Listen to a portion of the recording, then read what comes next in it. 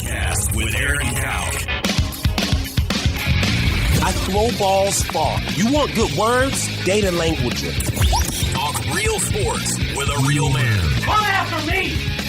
I'm a man! I'm 40! And now, here's the be-all, end-all, know-it-all of high school, college, and pro sports. Aaron Skinny Cow with the Skinny on Sports. We're talking about practice, man.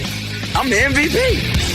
Good Friday morning out there, Western Oklahoma. Welcome to the Skinny on Sports on a very special Garrison Financial Friday. Why is it special, you may ask? What's up out there to the folks already on the golf course for the 53rd annual Oil and Gas Appreciation Golf Tournament? Got off to a seamless start. Now, hopefully, it ends that way, right? I hope so. Scotty's in the house for a little bit. He'll be headed out to the golf course later on. What time do you think the Bevo bites are going to be? Man, there was already cookers fired up. Oh, my There was gosh. breakfast this morning. Oh, yeah. There's always great. That's Sam. So I told my son, he'd been out of school for about a week. I've been getting on him. Dude, it's time to get a job. Yeah. You know, he had hip surgery. He really can't lift. He's not going to be cleared to lift with his lower body until probably close to school starting. So I said, hey, dude, you know, if you can't lift, you can't take a lot of sports, it's time to be a big boy. Go get you a job. So I let him kind of slide for about a week, and then I said, I tell you what, you have fun tonight because starting tomorrow, if you don't have a job, you're going to be home by 5 o'clock in the evening every evening.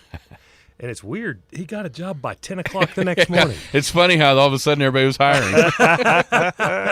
But he messed up, and he is helping out with the grounds crew. And he was that's there good at for him. 4 a.m. this morning. Oh, Awesome. my. Awesome. But he came home. He said, Dad, man, I had a breakfast burrito. I had a donut. He was loading up You out know there what? this I morning. saw him out there. I saw him sneak over because the donuts got there right as everybody was about to tee off. I saw him sneak over there and get him a donut. Yeah, the burritos, man, it's you know, it's just fun. I know. And the food, I know there's a bunch of different vendors cooking in different parts of the golf course. So about the time that you might get hungry, it just magically pops You up. mean about the time that you're not just completely stuffed and miserable from 3 holes earlier? Yeah, that happens too. I can't wait. It's going to be a fun afternoon. Hopefully the rain holds off, and then we get all 36 holes in. The voice here is Scott Garrison. Jared, how are you today? I'm good. How are you doing? I'm It was doing wonderful. Getting out this morning, I was happy for you. You know, I let my dog out every morning. I mean, I walked out, it was pristine. Not a wind, nothing, slight dew on the grass, not a cloud in the sky. I thought, Aaron's happy this morning. Yeah, This totally. is good. See, and I'm going to Jared's go to happy work. for you. Oh, of course. And you don't even have him on your team. And who did you have on your team instead of Jared? What did you say? A much better player. Yeah, Gunkel. That's a Hey, Texas listen, fan. it A doesn't Texas matter. fan? There is no way you guys are going to shame me into thinking I made the wrong choice here. I wasn't trying. It's not happening. I'm just going to tell you right now. You might as well just give up because it's not happening. As much as I love Jared, he's not the same caliber of golfer. No, I'm not. And I love scabbing on to teams that have great golfers, and I can just relax, go out. There you go. So, hey, if they're you're in the fine. afternoon They don't and need you need a player, Text the text line 225-9698. No, I'm hooked up. no, you're good. We're going to get you out Somebody's there. gotta Your run wife this. Your wife will be just as happy as our wives will Yeah. be. Somebody's got to run this place because I know nobody's going to be here this afternoon. Yeah, talk about a ghost town Yeah. around this joint. Yeah, at this time of year on a Friday. Yeah, But, it doesn't have to even have a golf tournament. If it's nice out on a Friday in the summer, this Wow. place is a ghost town. Yeah, we're here then. Thankfully, there is a tournament that I'm able to get out there. Scotty, what you got today? Well, hey, how about a little – how'd we do yesterday? Well, the Cowgirls didn't do quite as well. They had a pretty rough outing. I blame the delay. It was such a choppy game. It was hard to ever kind of Get rhythm. It is. started and stopped, and then when they started again, the 2-run bomb, and they play an inning or two, and then they stop, and then it seemed like that last time coming out, they just never really didn't feel like they were in it at that point. Yeah. No, I mean that's true too. I mean, we had a 2-0 lead on Westmore in state soccer playoffs when I was in high school. Started at 7:00, and we had a huge storm system move in, and we restarted the game at midnight. Wow. We had a 2-0 lead, and we lost 5-2. Oh my gosh. Wow. Wow. So yeah, those delays really, they mess with your head. It's a different kind of deal. But I didn't think that Oklahoma was going to make it there for a little bit yesterday. You know how I know that Oklahoma is an unstoppable force in softball? Other than, watching them win 49 in a row. Right here on the front page of ESPN's website on the college sports, it says, meet Nigeri Canada, who pushed #1 Oklahoma to the limit, became a Women's College World Series star despite losing. Despite losing. Yes. That's how I know that OU is above the fray. Yeah. Yeah. Meet the girl that almost beat him. That's exactly right. Let's celebrate her. And that's and that isn't that about the level for ESPN? I mean, they just can't stand the fact that little old Oklahoma can dominate any sport. I had to mute it. Any sport at all. I had to mute it yesterday. But they have to find that hook. They have to find that angle because, 49 in a row. People are going to go, oh, Oklahoma's on. They're going to win and probably tune out. They need to find that hook that keeps people watching, and that's what they are doing. And she pitched great. Let's not she try was to awesome. Yeah, she might be the best pitcher in this tournament. She was awesome. But like I told you, Jordy was a little better. Like I told you, as it was happening, and we talked about it yesterday, how can you beat OU? You've got to do things that are completely unorthodox. If you play normal, they're going to win. And at that point, I told you, as it got back to Coleman, they need to take her out. Don't let the top of this lineup see her for a third time, which seemed crazy because she was shutting out the vaunted Sooners. But they should have.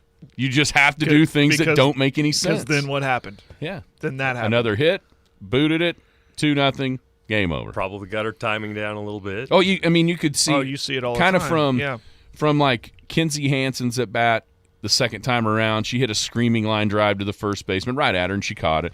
Brito almost hits it out. You could see the swings starting to match up, get on top of that rise ball a little bit more, and it was just.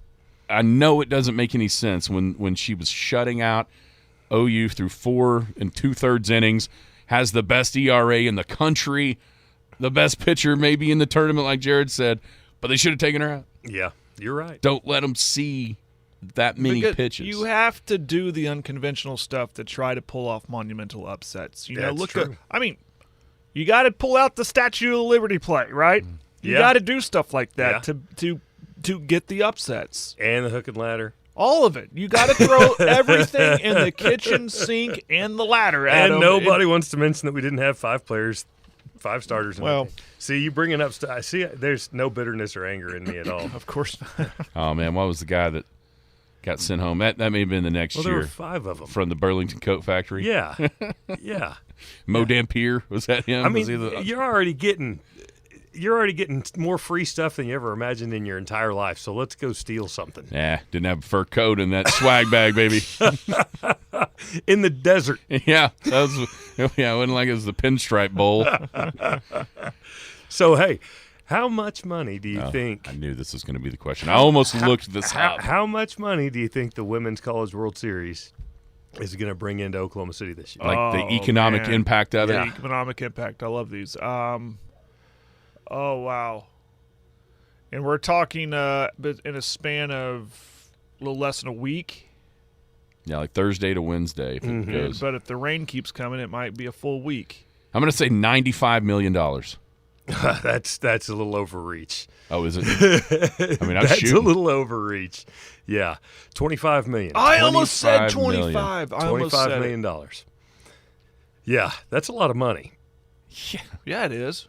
I think that I can't remember. We talked about this during football season. Was it $5 million a game that it was costing Norman when they were having more because they had 11 a.m. kickoff instead of having an evening kickoff or afternoon kickoff? It was. I saw this yesterday because there was a story that Oklahoma and Texas are negotiating with the Cotton Bowl that contract runs out in 25 to keep that game there. And within that story, it mentioned that a game day on campus, it was like $4.5 to $5.5 million. $5 million. Yep. So you think about the fact that now that's football. That's a 100,000 seat stadium, not counting the people that are tailgating. I mean, this is a 13,000, 14,000. I mean, if they've got more than 13,000 fans in there, they're loaded, and $25 million. And when you think about it, if it goes to Tuesday, Thursday, Friday, Saturday, Sunday, Monday, it's basically a game day in Norman every single day of this tournament. Every day of the tournament. No wonder Oklahoma City has invested so much into that stadium and so much into that tournament to keep it right there. Absolutely. They see the economic impact. They had the force. They saw that a long time ago. Yeah. Well, and here's what's crazy about it. When we were talking yesterday, obviously with Oklahoma or Oklahoma State in the field, there's a buzz. But you see that stadium you see it full no matter who's playing. Well, and that was there's a really good article, and I hate giving ESPN any credit at all, but there's a really good article about it. Let me see. Give credit to the people, right? Is that what you're supposed to do? I don't know. ESPN actually does a good job when they're not on their tirades of. So Graham Hayes from ESPN has a good article. How Oklahoma City, home of the Women's College World Series, became the center of the softball universe. And it's really interesting. I mean, one girl talks about coming here when she was in junior high and high school, coming to Oklahoma City to play and thinking how amazing it's going to be if I ever get to stand on that mound in the College World Series. Another coach said something to the I mean it's just that's the way it's looked at. It's looked at as the mecca of college softball. It's basically the Masters for college softball. It is. And it's not just college. It is the mecca of softball, period, in the world. Yeah. Any big tournament, internationally, where is it? Yeah. It's right there every single time. It's pretty far out. That's why it's pretty crazy to me. I mean, I get it. People are getting mad because they think it's an unfair advantage for OU. And it's an advantage, there's no doubt about it, to play that right there. But where else are you going to have it? I mentioned yesterday, it's 13,000 seats there. The next biggest place to hold this thing has 4. There you go. I mean, what are you doing? It's an unfair advantage for Oklahoma. Really? How many, I think 5 times we played the Miami Hurricanes in the Orange Bowl. That's a good point. For the national championship. This actually isn't at Marita Hines. At least it's up the street a little bit. I mean, let's don't tell Oklahoma fans about what's fair and unfair. But the truth of it is, it can't be anywhere else right now. No, until another city or another whatever steps up. Because they're already talking about expanding it again and making it bigger. It's a great thing. How big is it of an advantage? We're talking advantage of I'm trying to see if it's happening. We see a lot of in-state players go to OU and OSU. Think about, the whole world, yes, the mecca of softball. How much of an advantage is it for the state of Oklahoma when they have state tournaments there at the high school level? They get to play it there, and when they get to that championship game, they're in that stadium that we saw last night and yesterday afternoon, and that hooks those girls in. Like, wow, I want to be here in college. Yeah, it's like the Texas kids getting to go to play Jerry World. Go to Jerry World to play the football championship. Great comparison. Yes. Yeah. And it just boosts the sport in the state, which. Me as a girl dad loves that, to see that. And they see that on TV and go, my girls see that and go, hey, that's literally in Oklahoma City. It's like, what? That's in Oklahoma City? Like, and you haven't taken us? Yeah. Well, that's a different conversation. We need to get in your piggy bank, sweetie.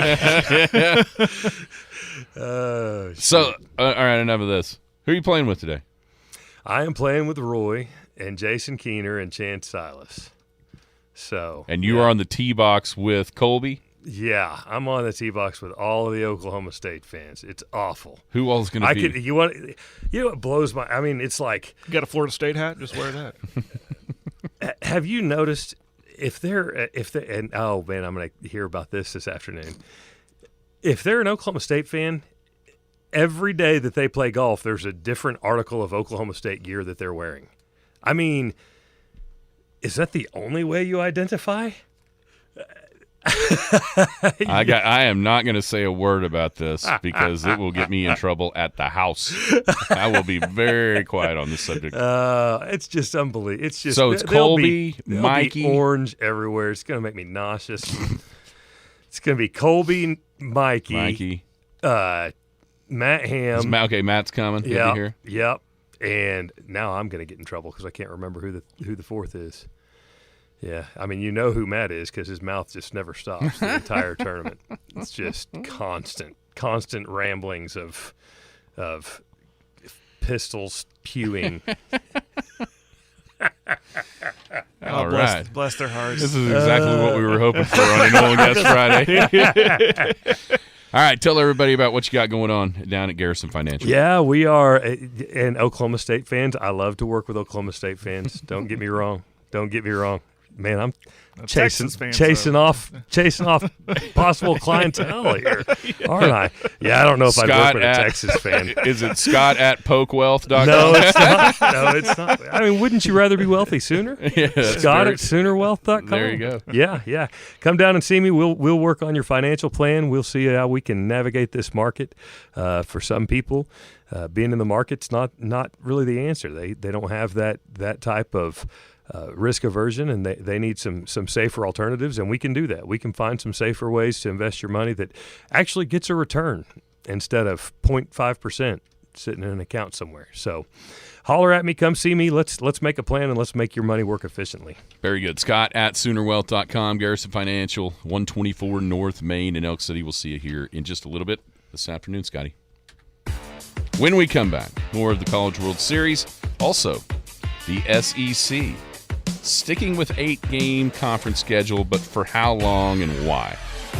Also, a future Sooner, former Elk City Elk, Ryder Cowan did some amazing things yesterday. We'll tell you about that as well.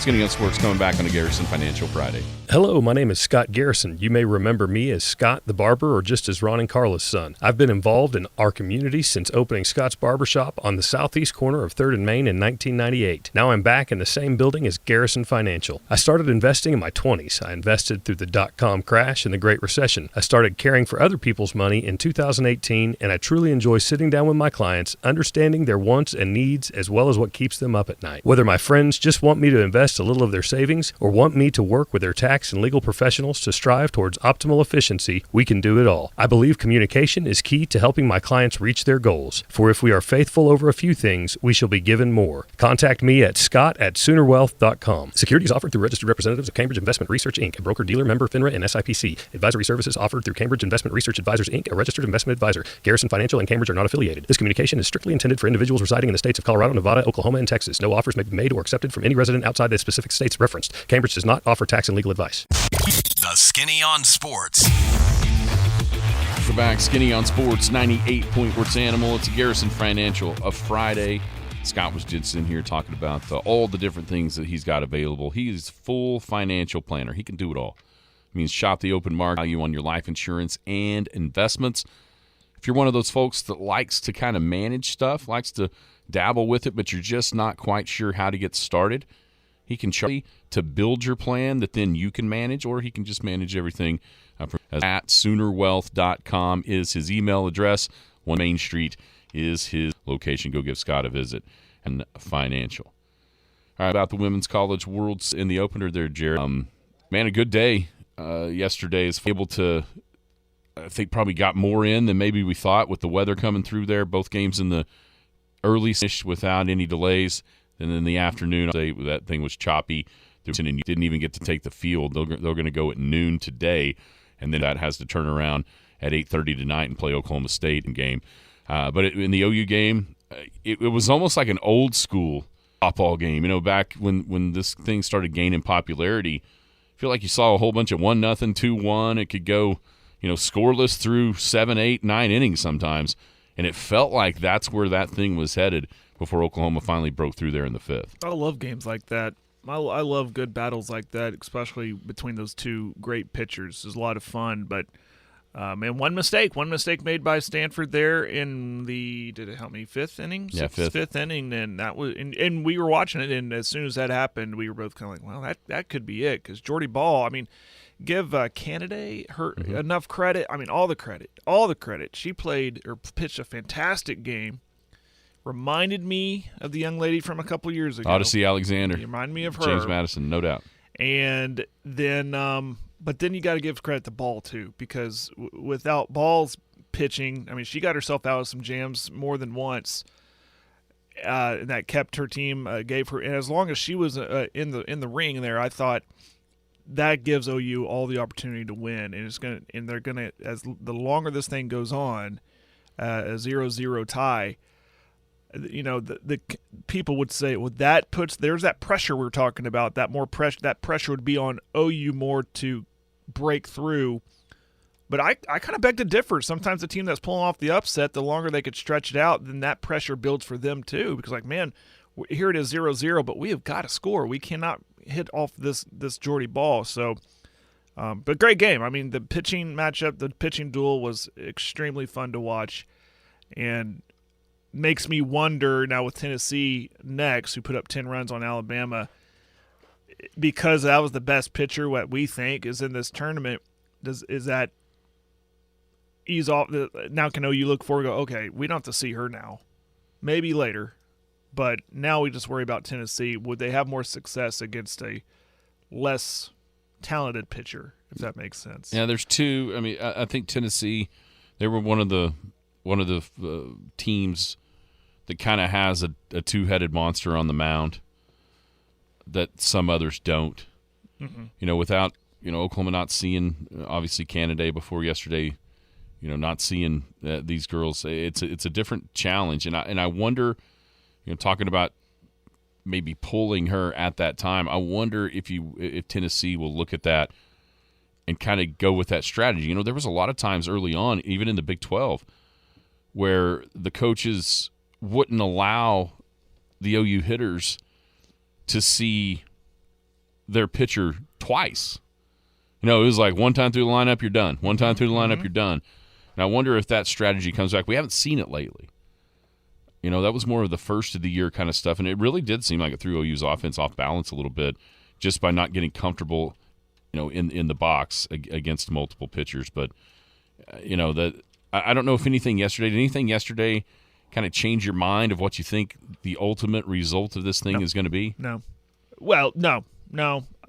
Even up to the point of, I think we saw the two best teams, in my opinion, the two best teams in OU and Tennessee. Tennessee almost tried. I mean, Alabama tried to make it interesting, but let's face it, Tennessee should have had that thing run ruled and over with. And that was a big test for OU out of the gate.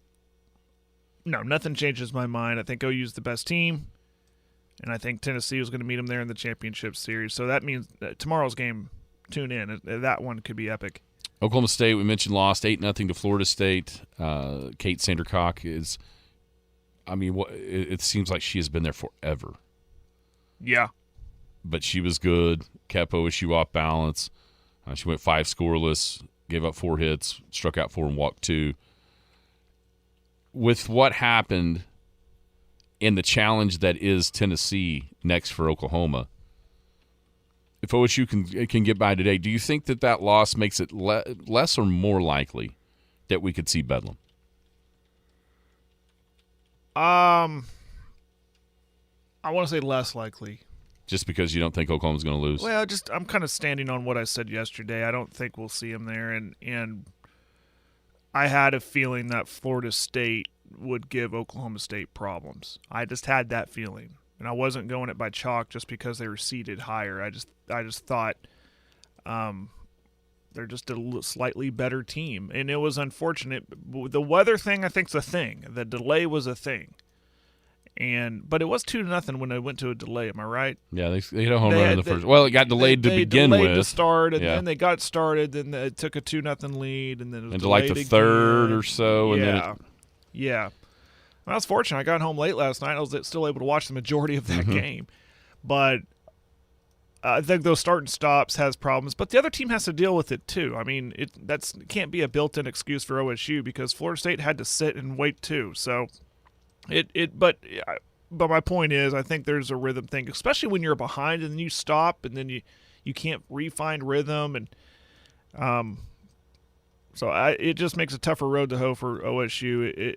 It's just less likely for me to see them get to the championship series. I think you're seeing a little bit of, maybe the struggle that OSU went through at the end of the season versus Florida State getting better, because Oklahoma State took 2 of 3 from the Seminoles, but that seems like a long time ago, right? Way back in the early part of the season.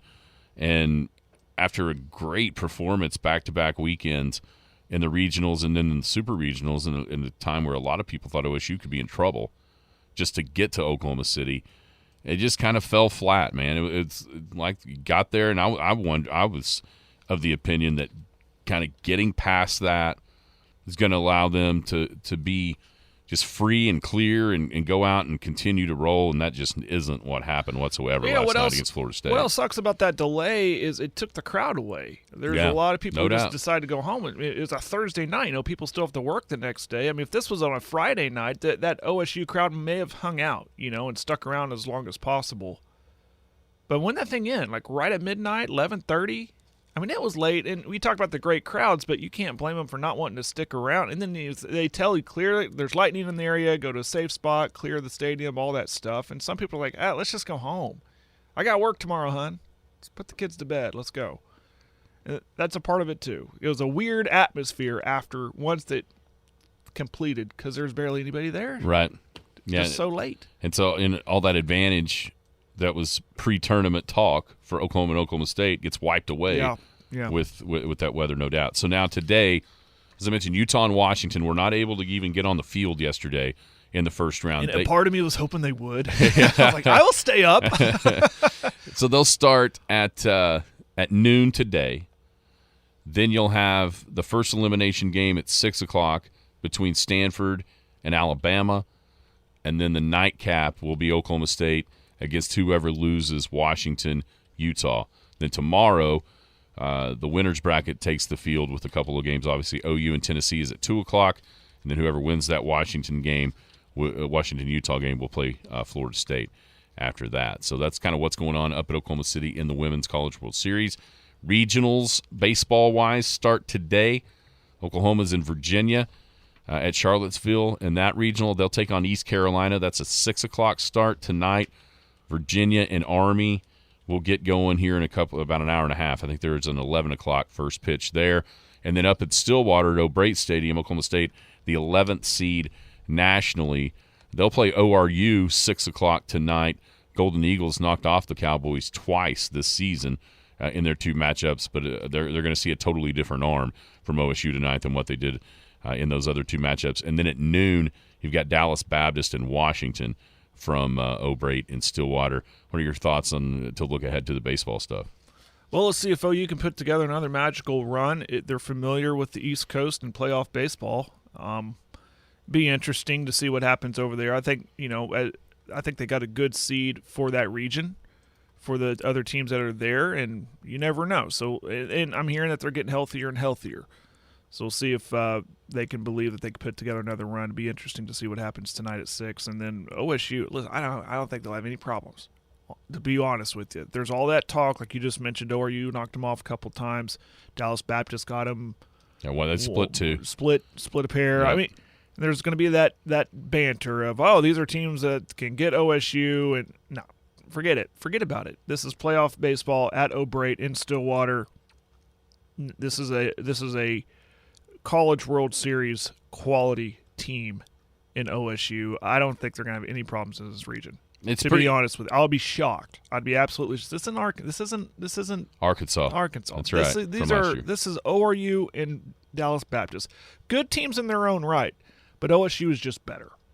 Isn't it interesting how much this regional kind of parallels the exact conversation that we were having 2 weeks ago with the softball regional with Wichita State and all that? Isn't that interesting how this is? Exactly. And look what happened there. I think the same thing. I don't think they'll have any problem. I don't. I'd be shocked if they do. They should. They are the better team. They're at home. They should take care of business. Yeah, I think they will. I just they need a little bit of pitching, obviously. But, man, it's just so hard to keep them down offensively. They can swing it all the way through the lineup. And so I feel the same way. I think you're going to see Oklahoma State be able to push through. On the OU side, the magical run that happened last year, here's the problem. Those guys that were on the hill during that magical run a year ago ain't there no more. Right. So that's a lot tougher task, I think, this year than what we saw last year going to Virginia Tech and being able to come through there. It just seems like OU is at least it's just one of those years where they're just young and they're not. You look back at everything they lost off of that team from a year ago that played for the national title in the 3-game series.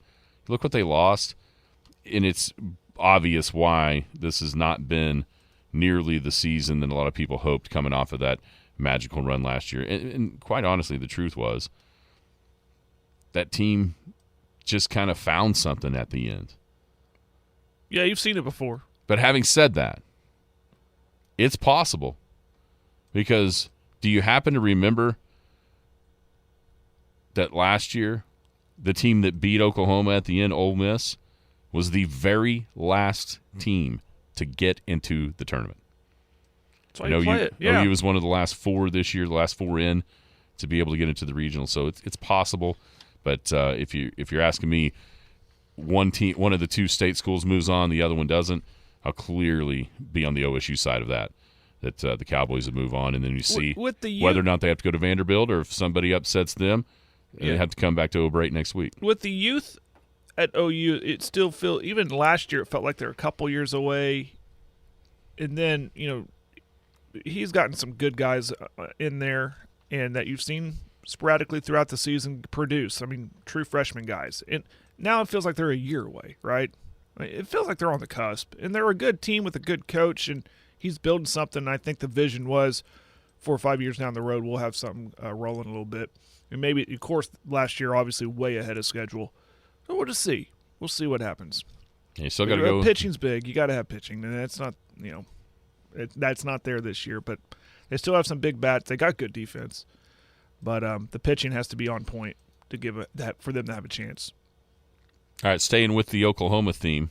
Man, what an exciting finish it had to have been down at the Territory in Duncan yesterday. Yeah. So, we were wanting bedlam on the softball field. We may not get that as we wanted, but we got a little bedlam yesterday in the final round of the OGA Stroke Play Championship at the Territory. Ryder Cowan grew up right here in Elk City, coming off of back-to-back individual state titles. He won the 3A tournament a year ago, then just a couple of weeks back over in Weatherford claimed the 4A individual title, helped his team at OCS win the team title as well. He went into yesterday's final round 2 shots behind his buddy Jordan Wilson, who plays at Oklahoma State. Ryder was 9 through 17, had the lead, had the tournament in his hands, and then a poor tee shot off the 18th, a couple of hacks out of the rough. Next thing you know, he makes double bogey, and to a playoff we go. And he talked about how, he just kind of went in. He said, I went in, I washed my face, tried to regroup because I knew Jordan was playing well, and I had to shake that hole off if I wanted to have any chance to win. He turns around, it's a 3-hole playoff, and he birdied number 3, knocking it in there 2 feet, and Wilson missed about a 6-footer that would have sent it to a 4th hole. So Ryder Cowan is your state stroke play champion after those 2 guys just blitzed the field, man. You look at the final leaderboard, they were 5 ahead of everybody. They both ended up 16 under par. Ryder shot 65, 70, and then it's another 65 yesterday for his 16 under total. Wilson went 67, 66, 67 for his 16 under total. Man, what an awesome display that those 2 guys put on yesterday at the Territory, which, by the way, when you hear 16 under through 3 rounds, you're probably thinking, oh, what kind of pitch and putt is that? That ain't what the Territory is for most mere mortals. But with the way that those 2 guys played, that's just awesome accomplishment by both those guys. But congrats to Ryder, man. That's so cool to see a you see a kid that as a young fella out here, and you think to yourself, that dude's good. That dude, what can he do? What might he do? And then you see as he's kind of progressed throughout his career, two-time state champion, headed to OU in the fall, and just quite frankly, maybe the best player in Oklahoma. Yeah, that's going to be really fun to watch him through his collegiate career and then beyond. It feels like his trajectory is incredibly high, at the highest level of golf. I mean, right now, he just, every time you hear about him, he just feels like he's getting better and better and better.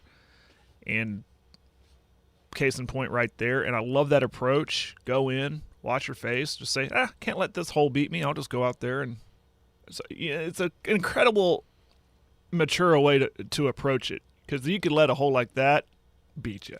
Oh, no doubt. You can go, what's going on? I blew it. Oh, man, woe is me. Whatever. He just, kicked the dirt. He just wiped the dirt off his shoulder and said, I'm just going to go out there and keep playing. Yeah, that's to be able to have the mental toughness to let that go, because you're standing on the 18th tee with the lead.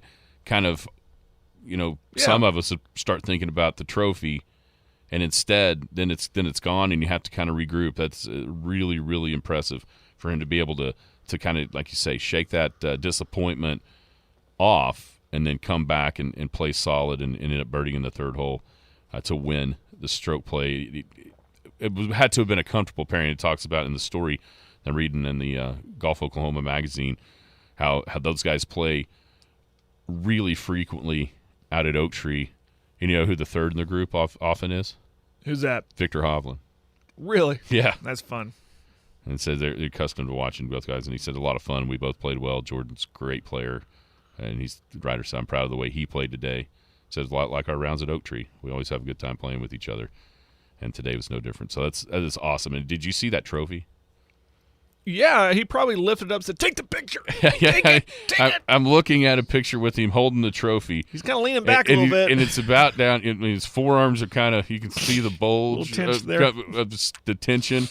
And it starts at about his knees, and the little golfer on top of it is above his hat. It's a massive trophy that Ryder won yesterday at the Stroke Play Championship. When you have to put it in the back of the truck and strap it down. Imagine seeing that going up north on I-35. That's awesome. So really cool to see that yesterday from a really good dude, by the way. All right, Jared. When we come back, we haven't mentioned the NBA Finals Game 1, and then also huge news concerning football schedules yesterday that we can talk about as well. Coming back to wrap up a Garrison Financial Friday right here on the Skinny on Sports on the Sports Animal. Hello, my name is Scott Garrison. You may remember me as Scott the Barber, or just as Ron and Carla's son. I've been involved in our community since opening Scott's Barbershop on the southeast corner of 3rd and Main in 1998. Now I'm back in the same building as Garrison Financial. I started investing in my 20s. I invested through the dot-com crash and the Great Recession. I started caring for other people's money in 2018, and I truly enjoy sitting down with my clients, understanding their wants and needs, as well as what keeps them up at night. Whether my friends just want me to invest a little of their savings or want me to work with their tax and legal professionals to strive towards optimal efficiency, we can do it all. I believe communication is key to helping my clients reach their goals. For if we are faithful over a few things, we shall be given more. Contact me at scott@soonerwealth.com. Securities offered through registered representatives of Cambridge Investment Research, Inc., a broker-dealer member FINRA and SIPC. Advisory services offered through Cambridge Investment Research Advisors, Inc., a registered investment advisor. Garrison Financial and Cambridge are not affiliated. This communication is strictly intended for individuals residing in the states of Colorado, Nevada, Oklahoma, and Texas. No offers may be made or accepted from any resident outside the specific states referenced. Cambridge does not offer tax and legal advice. The Skinny on Sports. Welcome back. Skinny on Sports, 98.1 FM, the Sports Animal, wrapping it up for the week here on a Garrison Financial Friday. Scott was in here earlier talking about the economic impact of what the Women's College World Series generates for Oklahoma City. But he talked to you. He worked with your accountants to be able to streamline all the tax ramifications, all the different returns that need to be filed. He's right there lock and step with those people. And as I mentioned, he'll shop the open market, bring you the best value on all your life insurance and your investments. It's a rocky time in the financial markets right now, and Scott can help you kind of navigate through those waters as things are volatile, to say the least, right now in the financial markets. Scott at SoonerWealth.com is his email address. 124 North Main is the location of his office down there on the corner of 3rd and Main Street. All right, in one, Denver took control early, led by 17 at halftime, and then just kind of held. It was almost like the big brother holding the little brother's head. Little brother's trying to swing, can't quite reach the big brother, holding for 90. I want to ask you this. Is there any on the face of planet that can dominate a game the way that Nikola Jokic dominated last night in the first half while only taking 3 shots? Playing in now. Does that make sense? But no, he was awesome. Expected that. Our question of who can guard him with, and I can never say his name. Adebayo. Not on him. This is just a mismatch out the gate. We knew it was. Someone in the fields getting text about the game from my buddies, and one guy summed it up for me when he said, "That's how it's going." Because I was wondering, how's it going? It's maybe, little brother thing, and you high school, and you're either on the varsity or JV, and usually the JVs proceed just to tune them up and for practice. And they said, there's a little bit of competitiveness on that JV team. So this is an 8 seed going up against a 1 seed. Denver is just a better team. The X's and O's, the Jimmies and Situation, if you're Miami, you have to make threes. And on ESPN Stats and Info, which is kind of one of those analytics deep, last night Miami was 5 of 16 on what is considered wide open threes. What's a wide open defenders plus away? So you just wide open shots. Yeah. They only made 5 out of 16. You know what they shot in the conference finals versus the Celtics on those similar? I'm going to go. They made half of them. That has Six fans crazy, right? So that's obviously going to happen. But I feel more about picking a sweep. Yeah, with you on that one. You're right. It just does. When you watch shots, things can change. But man, it just is poised to hold Brian, and I know long to do it. Was the second player ever to record a triple-double in their finals debut. You know who the first? Jordan? Nope. LeBron? Nope. I don't know. Jason for the Nets back in 2 versus the Lakers. Would have never guessed. Jamal Murray become the second mates to have 25 points apiece in an NBA Finals game. You know who they join? To the go-to. Jordan and Pippen? Nope. Further back. I don't know. Who? Magic and James Worthy. Pretty good Jokic company. becomes the second player in NBA history to lead both teams outright in points and assists, meaning both teams on. He had more than anybody on Miami in both those categories as well in his finals debut. You want to guess who the other one was? Of course, Jared, you're going to get it right. Michael. You got to ask me NBA trivia. Start there to Jordan or LeBron, and then furthermore. Yeah. Stay the course. So, the next day, back into Mile High City. Much historic comeback coming up a little bit short for Boston.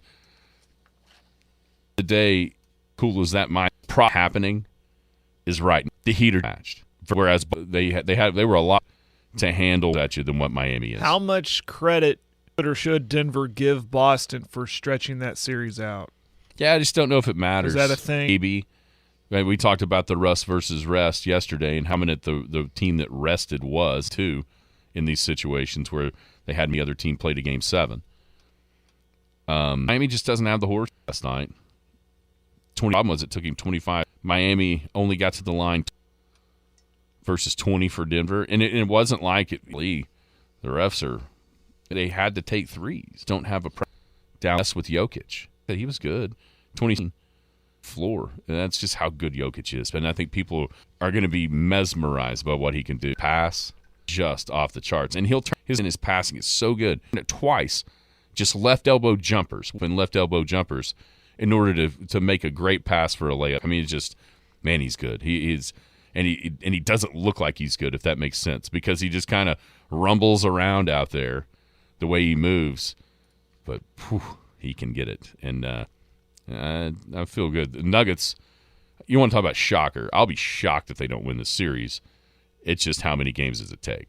Oh, I agree with you there. Absolutely. All right, SEC yesterday afternoon announced that at least for next year, they're sticking with the 8-game conference schedule.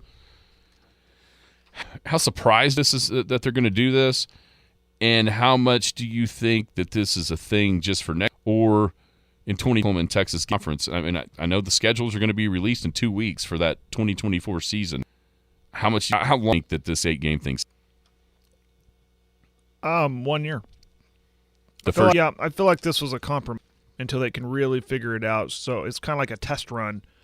But I don't understand why. It sounded like they're in favor of 8 more than 9 from these meetings and hearing. Surprises me, but maybe I'm not looking at it from a who is probably pulling a lot. Hey, this is what we want, and then tell their bosses go talk about it with them. But I feel like 9 games. That's public wants. It's what TVs want. But surprised that that's not what the higher levels want. Product for everybody.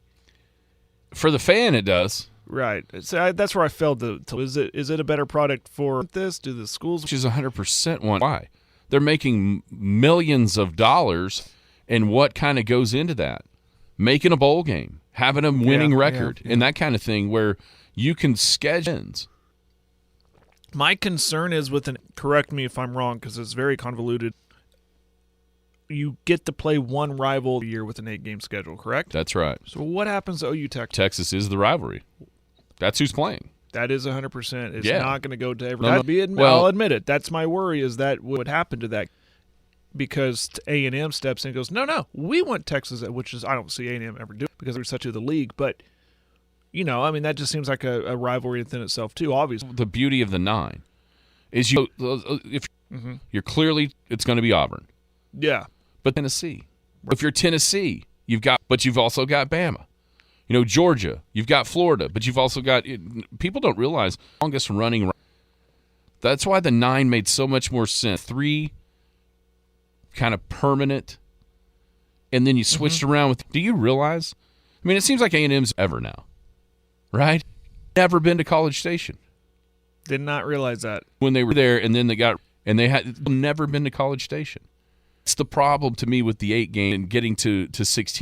9, which you got to switch the other 6, guaranteed as a freshman, see every place and see everybody come to you in 4 years. And it does better too because you get to Norman Quick fan Boston, that many years. Exactly. I mean, and vice versa, for OU fans who's never Athens or that kind of thing. Right. Yeah. I mean, what A&M was there? What 20? Was that their first year? 2011. I can't remember. I think it was 2012. I 2011 or 2012. remember watching. That's right. And so, but what I'm saying is, it's been more than a decade since they've been in and Georgia's never been there. It's crazy. That's what the 9 got away from. Observing those rivalries. The whole point of the sport, is the rivalry. And so, listening to the guys in the app talking about why on out there that see, yes, they did from ESPN versus the one game.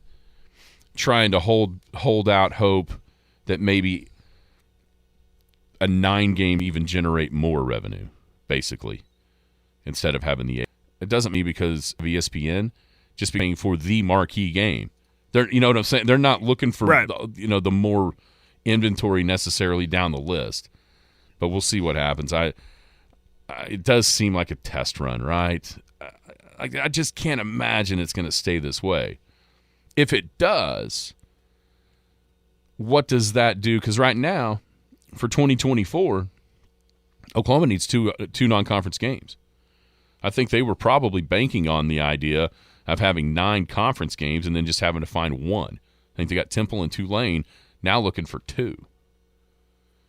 If it's 8, doesn't that almost guarantee that we'll non-conference games like we have in the past, kind of that marquee game? Well, isn't the caveat is there's something like that, a Power 5 or something. Power 5, which, let's face it, the way the expansion's happening, you could go and schedule Memphis if that's a thing, if they get to the Big 12 and that. But, yeah, I like the idea of having better non-conference games. I think everybody does. And especially early with 8. in September. What's that? Especially with 8 games. Yes, yeah.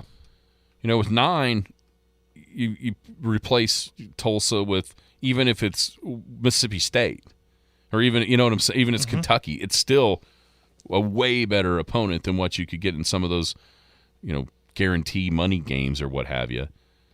I just think it's kind of a bummer in a lot of ways that if it continues down this road and it's permanent, what we're not going to see that we're so accustomed to seeing. I mean, the third Saturday of every October, you get geared up for Alabama, Tennessee, especially now that Tennessee's back on track. You know, and if that goes away or goes to every other year or every 2 years or what have you, you know, it reminds you so much of Nebraska and how that rivalry lost its luster once the Big 12 came about. And I just felt like the SEC had to see those things, right those wrongs, and they chose not to. Now, here's the one question I do have. With it being, if we think, do we think that this is going to be kind of a stopgap thing until Oklahoma and Texas can not only be in the room, but also be members of the conference, i.e. can actually vote on this? That's a good point, too. That's why there's I think that'll be a thing, too, this time next year, where they can come in and have more of a say and a vote. So do we take 100% believe in that. Do we take what we see in 2 weeks for the 2024 conference schedule with a grain of salt? Maybe a little bit. And that it can all change? Don't get used to it, yeah. So then OU comes in and says, nope, switch it up. We want it to be 9. And they just throw away that schedule that they released. And yeah, will they already have a 9-gamer figured out? Ready to go in case something changes before the 2024 season kicks off? That's a good point. Because their official members on July 1. Was that right? Not this. No. Well, can they have a vote? When are they official members? Ooh. Do they even have a vote next year? At this time. So probably everything we just said is mute.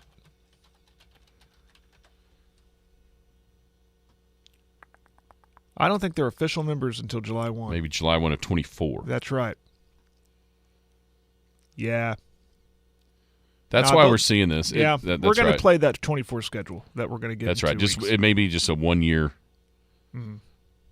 with them in the conference playing. And I also think, you know what? That's 100% right, because you know what else you're seeing that year that you're going to see on these schedules? You're going to see those other rivalries being played for that year. You're going to see Alabama, Tennessee. You're going to see Georgia, Auburn. And I think that's probably just a precursor of what we're going to get after these 2 years when it's renegotiated, re-talked about. I think you're going to see that 9-game schedule come into being once Oklahoma and Texas can be in the room and vote, because from everything you read, both were in favor of 9. And so maybe Greg Sankey just kind of said, okay, table this discussion until I can get 2 more allies in the room that can kind of change. You know, and then you got 2 years to lobby. Try to turn somebody around, and then all of a sudden it's 9-7 instead of what it was seemingly this time at like 8-6 or 9-5 in favor of the other one. It's fascinating. It is. But I know this, with the way the TV is, all the money that's being shelled out, the more marquee games, the better as far as the TV people. And I think necessitate, is that a word? I think so. I think it is too. But all of a sudden I was thinking about resuscitate, like I just passed out. Anyhow, I think it's going to necessitate the better schedules. And obviously in the SEC having 9 is that. But maybe they just don't.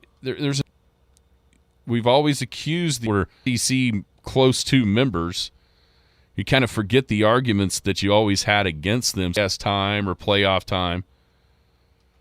And that extra game, you know what this game adds? An extra loss to half the conference. And does that pull down the advantage that they've always had with the numbers, with the strength of schedules, if half the conference gets another loss? And that's got to be something that they're thinking about. Mm-hmm. Besides just getting bowl eligible keeping multi-million-dollar jobs as head coaches, but you go 7-6 and make a bowl versus something different. All those things are weighing in. It feels like, at least for these two, as opposed to the conference decision, which usually doesn't happen in the SEC. So does it now mean less because there can't be another game? It just means less now, Jared. Just means less. It just means less. See where you're going with that. Good stuff. It'd be interesting to see what happens. I didn't realize in 2 weeks that schedule would be released. 2 weeks from yesterday. That's pretty exciting. Or Wednesday, maybe, the 14th. That's pretty exciting. Who else would have a show other than the NFL to release your schedule? SEC Network, baby. Everybody have a great weekend. We'll be back on Monday. You've been listening to the Skinny on Sports podcast with Aaron Cow. Be sure to hit that subscribe button to get alerts of when the latest podcast is available. Thanks for listening. That ball is blistered around.